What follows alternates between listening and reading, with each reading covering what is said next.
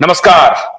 India debate में आप सबका स्वागत है। मैं हूं आशुतोष पाठक और हमारे साथ स्टूडियो में बाईं तरफ अभय देव शुक्ला जी हैं और दाईं तरफ हमारे साथ सतीश चतुर्वेदी हैं। ये दोनों योद्धा अभी जंतर मंतर दिल्ली से आ रहे हैं और आपके लिए एक बहुत बड़ी खुशखबरी लेकर के आए हैं। कल इनका धरना प्रदर्शन था। सैकड़ों की संख्या में दिल्ली के जो निवेशक थे और एजेंट बंधु थे, वो उनका ये बेसिकली धरना प्रदर्शन था और बहुत ही सफल रहा इनका प्रदर्शन।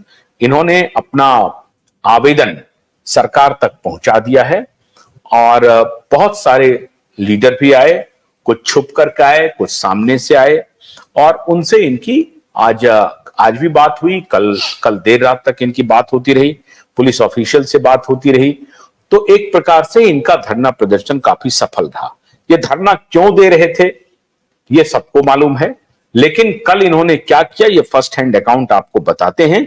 उसके बाद हम और बातचीत का सिलसिला अभी शुरू करने वाले हैं। आप ही बताइए कि ये धरना क्यों आपने दिया था। नमस्कार। क्यूएब दर्शकों को भी बहुत बहुत आभार जो लगातार हम सभी साथियों को समर्थन दे रही है और पूरी क्यूएब नेटवर्क चैनल को जिन लोगों ने लगातार इस मुद्दे को बड़ा किया है।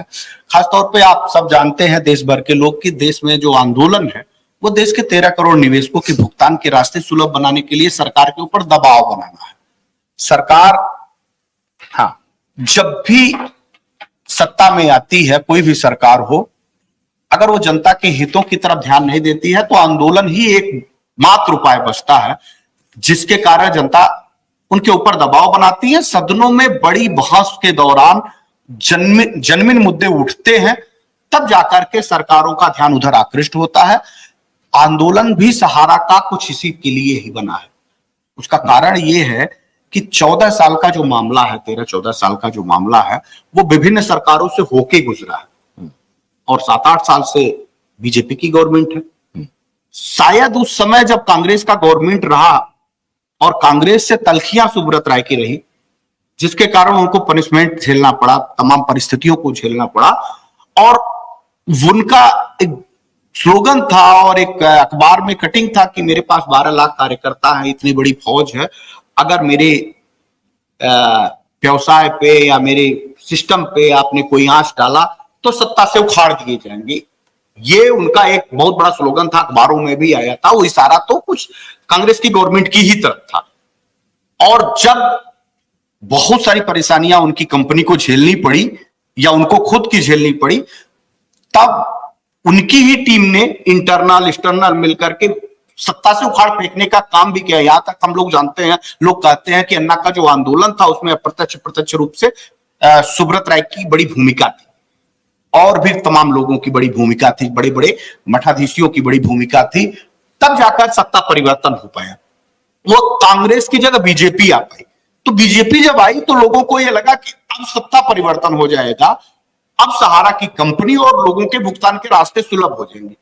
लेकिन जो पिछली गवर्नमेंट थी उससे कहीं ज्यादा क्रूरतम स्थिति में आज बीजेपी की गवर्नमेंट भी सहारा के पीड़ितों के लिए खासतौर पर दिखाई दे रही है। शुरू से लेके आज तक लगातार जब तक हम सभी लोग कोशिश ना करें, सरकार उसकी तरफ ध्यान ही नहीं देने की स्थिति बना रही थी। और ये तो कहिए कि आंदोलन की शुरुआत हुई और बड़े पैमाने पे दबाव बनना शुरू हुआ। हम लोग कोशिश करें कि विपक्ष के लोगों के ऊपर भी बड़ी दबाव बनाया जाए, कोशिश किया गया। आज लगभग इस आंदोलन के दौरान, पूरे कार्यकाल के दौरान कह लीजिए, पूरे हिंदुस्तान में हर उच्च सदनों में और विधानसभाओं के सदनों में मिलकर के कम से कम पक्ष और विपक्ष के लोगों ने 100 से ऊपर विधायक और सांसदों ने उठाया है इस मुद्दे को। गन्ने की कड़ी बुनियाद, जिसे मराठी में खुड़किया और कुछ उत्तर भारत के क्षेत्रों में खुटकी भी कहा जाता है, उसे केवल भोलानाथ का 2-in-1 बैटरी ऑपरेटेड हार्वेस्टर कम ब्रश कटर आसानी से और बिना रुकावट के काट सकता है।